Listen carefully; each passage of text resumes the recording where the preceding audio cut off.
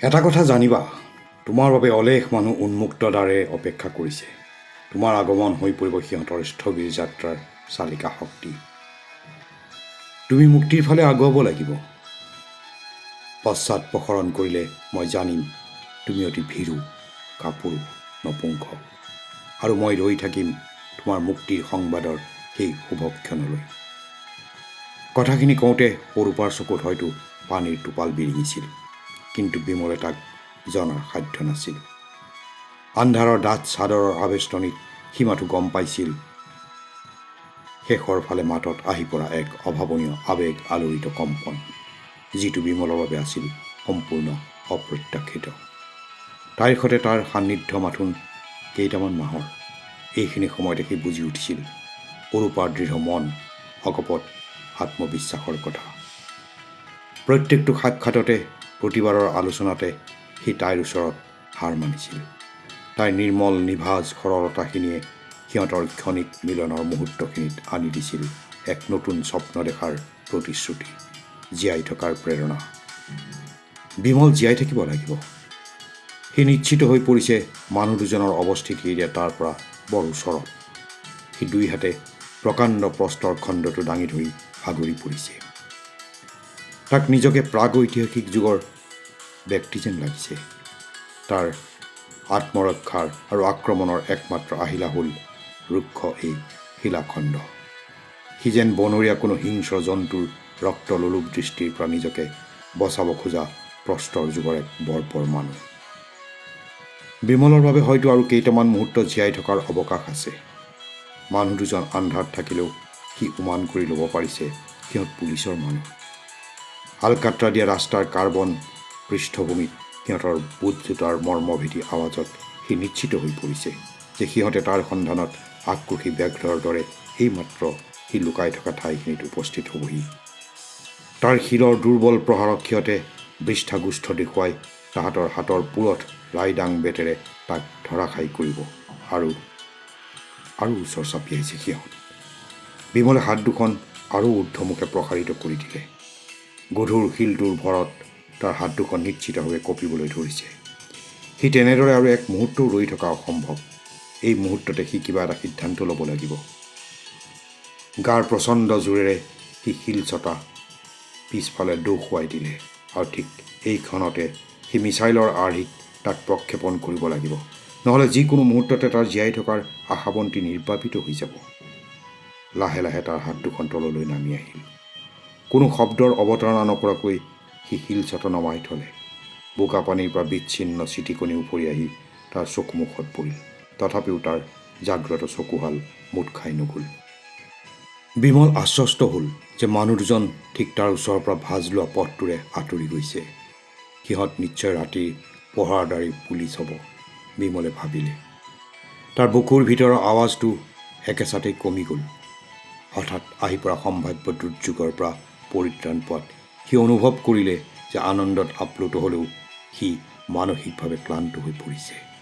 তাৰ সমস্ত দেহত আহি পৰিছে এক দুৰ্বহ অৱসাদ। শৰীৰৰ অংগ প্ৰত্যংগসমূহৰ ব্যথা বেদনাতকৈও মানসিক শ্ৰান্তিয়ে তাক ভাৰাক্ৰান্ত কৰি তুলিছে। তথাপি সি জানে যে ইয়াত এনেদৰে অধিক সময় অতিবাহিত কৰিব খোজাটো তাৰ বাবে আত্মঘাতী হ'ব। সি লাহে লাহে থিয় হ'ল। বোকা পানীয়ে তাৰ দেহৰ অৰ্ধাংশ তিয়াই পেলাইছে। বোকাত লেটি লৈ থকা গাহৰিটোৰ দৰে সি নৰ্দমাটোৰ পৰা উঠি আহিল আৰু একেজাপে পাৰ হৈ সিপাৰত উঠিল। ইতিমধ্যে মানুহ দুজন ভালেখিনি দূৰ তাৰ পৰা আঁতৰি পৰিছে বুলি ভাৱ হ'ল। দূৰৈৰ পৰা দুটা কুকুৰৰ ভেউ ভেউ কৰি ৰাউচি জুৰি মতা চিঞৰত সি নিশ্চিত হ'ল যে বৰ্তমান নৈশ পহৰাদাৰী দুজন ঠিক কিমানমান দূৰত্ব পাইছেগৈ। বিমলে ৰাজপথত ভৰি দিলে। অকণমান দূৰ গৈয়ে সি বন্ধ গুমটি দোকান এখনৰ কাষত থকা ফলাবাহৰ বেঞ্চ এখনত বহি পৰিল। কেৰেক হোৱা শব্দ এটাত সি সচকিত হ'ল যদিও বিশেষ ধৰণৰ বিপদ এই শব্দই মাতি আনিব নোৱাৰে বুলি সি নিজকে বুজাই পেলালে। ঠিক ইমানলৈকে সি অৰূপাৰ নিৰ্দেশ আৰু পৰামৰ্শমতে কামখিনি কৰি অতালে। এতিয়া তাৰ বাবে দিক নিৰ্ণয়ৰ হেতু অৰূপাক সি কম্পাছ হিচাপে ল'ব নোৱাৰে। তাইক সি বহুত পিছত এৰি থৈ আহিছে। হয়তো জীৱনৰ কোনোবা মুহূৰ্তত তাইক সি পুনৰাই লগ পাই যাব বুলি ভাবিবও নোৱাৰে। দুয়োৰে বাবে পথৰ নিৰ্দেশনা সম্পূৰ্ণ বেলেগ। দুয়োজন বেলেগ কক্ষপথৰে প্ৰদক্ষিণ কৰা দুটা ভিন্ন পদাৰ্থ কণা। সিহঁতৰ বাবে কক্ষ বিচ্যুত হোৱাৰ সুযোগ হয়তো নোলাবও পাৰে। বিমলে হঠাতে অনুভৱ কৰিলে সি অৰূপাৰ ওচৰত মাত্ৰাধিক ধৰণে নিৰ্ভৰশীল হৈ পৰা হেতুকে তাৰ নিজৰ চিন্তা শক্তিত জড়তা আহি পৰিছে। কথাবোৰৰ পুংখানুপুংখ বিশ্লেষণ, সেইবোৰৰ ওপৰত তাৰ নিজস্ব মতামত গ্ৰহণত সি অসমৰ্থ হৈ পৰিছে। এইখিনি সময়ত তাৰ ভাৱ হ'ল তাই তাক এক উচিত নিৰ্দেশনা দিব পাৰিলেহেঁতেন। সি এতিয়া কোনটো পথ ল'ব? কাৰ নিৰাপদ আশ্ৰয়দানে তাৰ বাবে আনি দিব পাৰিব সংশয়হীন আশ্বাস আৰু সম্পূৰ্ণ নিৰাপত্তা? এইবোৰৰ এক সহজলভ্য সমাধান অৰূপাৰ পৰা আশা কৰিব পাৰিলেহেঁতেন। সি বাঁহৰ বেঞ্চখনতে ভৰি হাত মেলি বাগৰি দিলে। দেহৰ সমস্ত ভাগৰে যেন তাক হেঁচা মাৰি ধৰিলে। ভৰিৰ অ'ত ত'ত খোজ খাই চেকচেকাই থকা ঠাইবোৰৰ পৰা তালৈ তড়িৎ গতিত সংকেত আহিছে যে সেইবোৰৰ অঞ্চলত বোকা পানী, দূষিত নৰ্দমাৰ পানীয়ে এক অসহনীয় জ্বালা যন্ত্ৰণাৰ সৃষ্টি কৰিছে। বিমলে ওপৰমুৱা হৈ আকাশৰ ফালে চাই ৰ'ল। কৃষ্ণবৰ্ণ ৰাতিৰ আকাশৰ অপৰিমিত বিশালতাত সি এক গভীৰ প্ৰশান্তিময় ভাৱনাৰে ভাৰাক্ৰান্ত হৈ পৰিল। এনে মুক্ত বায়ু, আকাশ, বোম, নভোমণ্ডলৰ মাজত নিজকে এক মুক্ত বিহংগৰ দৰে অনুভূত হ'ল তাৰ। আজি কত বছৰ ধৰি এইবিলাকৰ মধুৰ সংসৰ্গৰ পৰা আঁতৰত এক কুণ্ঠজ কদাকাৰ সীমাৰে পৰিবেষ্টিত জগত এখনৰ ক্ষুদ্ৰ আকায়ৰ সতে সি তাৰ দিন ৰাতিৰ প্ৰতিটো মুহূৰ্ত বিলীন কৰি দিছিল। ওখ প্ৰাচীৰৰ চাৰিসীমাৰে তাৰ পৰা বিচ্ছিন্ন কৰি দিয়া হৈছিল এখন মুকলি পৃথিৱী আৰু ইয়াৰ মানুহখিনিক। তাৰ সেই বন্ধ পৰিসৰৰ খণ্ডিত আকাশতো জোনাক আছিল। বেলি তৰাই তাহাঁতৰ নিয়মানুৱৰ্তিতাৰে দিন ৰাতিৰ কালচ্ছেদৰ ঘোষণা কৰিছিল। কিন্তু বিমলৰ মূৰৰ ওপৰত সম্প্ৰতি বিৰাজ কৰা তৰালিৰ মেলা তলসৰা শেৱালিৰ দৰে সিহঁতৰ মাধুৰ্যৰ সীমাহীনতা আজি কত কালতাৰ বাবে আপুৰুগীয়া সম্পদ হৈ আছিল। সি যেন গাঁৱৰ ঘৰৰ চোতালত ঢাৰি পাৰি লৈছে।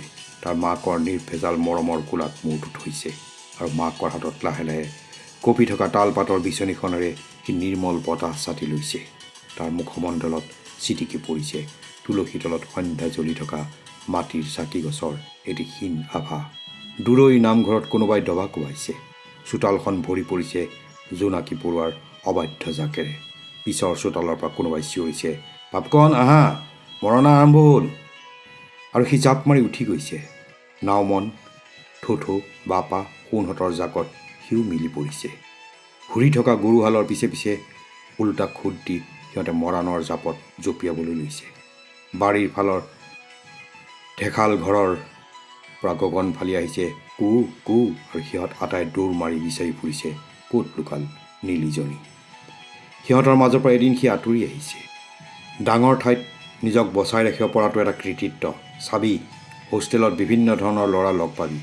সিহঁতৰ জীয়াই থকাৰ ষ্টাইল, জীৱন ধাৰণৰ আদব কাইদা আমাৰ নিচিনা মানুহতকৈ বহুত বেলেগ। সেইবোৰ ঢৌত উটি গ'লে পতন হ'ব। তই এতিয়া এখন বহল পৃথিৱীৰ বাসিন্দা হবি। মনত নতুন নতুন খিৰিকীৰ বতাহ সোমাব। সেইবোৰৰ মাজত নিজকে চম্ভালি ৰখাটোহে ডাঙৰ কথা, আৰু মই জানো তই পাৰিবি। তাৰ পিতাকে ইমান কথা একেলগে কেতিয়াও কোৱা সি শুনা নাছিল, বা তেওঁৰ আৱেগ অনুভূতিক সি স্বচক্ষে কেতিয়াবা দেখিছে বুলিও তাৰ মনত নাই। কিন্তু সেইদিনা হোষ্টেলত তাক এৰি থৈ যাওঁতে পিতাকৰ এই নিৰৱচ্ছিন্ন কথাৰ ধাৰত সি এক নতুনত্ব দেখা পাইছিল। বিমলে কৈছিল, চব ঠিকে চলিব, তহঁতে চিন্তা নকৰিলেই হ'ল। মাক কবি মাজে মাজে চিঠি লিখিলে উত্তৰ দিব লাগিব। তাক আহিবৰ সময়ত পিতাকে সোঁৱৰাই দিছিল, পইচাৰ কথা বিশেষ চিন্তা কৰিব নালাগে। আবেলি ক্লাছৰ পিছত দোকানলৈ গৈ কিবা অলপ খাই ল'ব লাগিব। সন্ধ্যা হোষ্টেলৰ জলপানৰ ব্যৱস্থা নাই। বিমলে হোষ্টেলৰ গেটৰ পৰা অদৃশ্য হৈ যাব ধৰা পিতাকক কিছু সময় নিশ্চয়কৈ চাই আছিল। হাইস্কুলৰ শিক্ষকৰ মাৰ্কা মৰা খোজ কাটলেৰে তাৰ পিতাক সেইদিনা তাৰ পৰা আঁতৰি আহিছিল।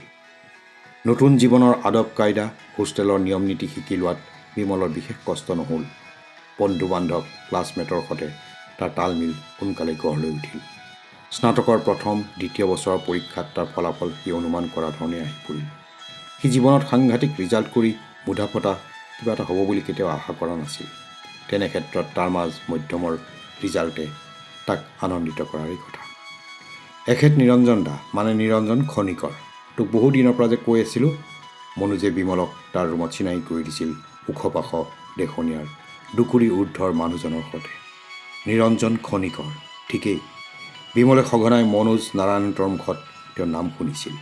সাধাৰণ মানুহৰ বাবে কাম কৰাই তেওঁৰ পেচা। শ্ৰমিক, জুপুৰীবাসী, অৱহেলিত, অৱদমিত মানুহৰ অস্ফুট কণ্ঠস্বৰ ফুটি উঠে তেওঁৰ ভাষণত আৰু লিখনিত বাংময়ী ৰূপ পায় সিহঁতৰ মনোবেদনাই। সমাজৰ এই অনাহুত শ্ৰেণীটোৱে খনিকৰৰ ৰূপত বিচাৰি পাইছে সিহঁতৰ প্ৰতিবাদী নায়ক, যিয়ে সিহঁতৰ বাবে লৈ আনিছে জীয়াই থকাৰ স্বপ্ন, মানুহ হিচাপে বাচি থকাৰ নতুন প্ৰত্যাশা। আগতে তেওঁ কোনোবা অখ্যাত কলেজৰ অধ্যাপক আছিল। সম্প্ৰতি মেহনতি আৰু শোষিত জনতাৰ সংগ্ৰামত নিজকে বিলীন কৰি দিছে আৰু চাকৰিৰ মোহৰ পৰা আঁতৰি আহিবলৈ কলেজৰ পৰা অব্যাহতি লৈছে। তেওঁ বিলীন কৰি দিছে নিজকে মানুহৰ ন্যায্য দাবী প্ৰতিষ্ঠাৰ সংগ্ৰামত। খানদানী ঘৰৰ মোহেও তেওঁক বান্ধি ৰাখিব পৰা নাই আভিজাত্যৰ চৌদিশ বন্ধ এক শ্বাসৰুদ্ধ আবেষ্টনীত। নিৰঞ্জনে পৰিয়ালৰ গৌৰৱ মান মৰ্যাদাক পাদুকাঘাত কৰি ওলাই আহিছে। নিৰ্যাতিত মানুহৰ সংগলৈ হৈ পৰিছে সিহঁতৰ সংগ্ৰামৰ মুখ্য নায়ক। মনোজৰ এক সংক্ষেপ বিবৃতিত আড়ষ্ট হৈ পৰিল বিমল। তাৰ মনৰ মাজত আজি অতদিন নিৰৱচ্ছিন্নভাৱে বুৰবুৰাই থকা ভাৱৰ ঢৌত খনিকৰৰ ইতিবৃত্তই নতুন খলকনি তুলিলে। শান্ত সমাহিত থুলন্তৰ চেহেৰাৰ সেই পুৰুষজনৰ চকুলৈ সি চাই ৰ'ল।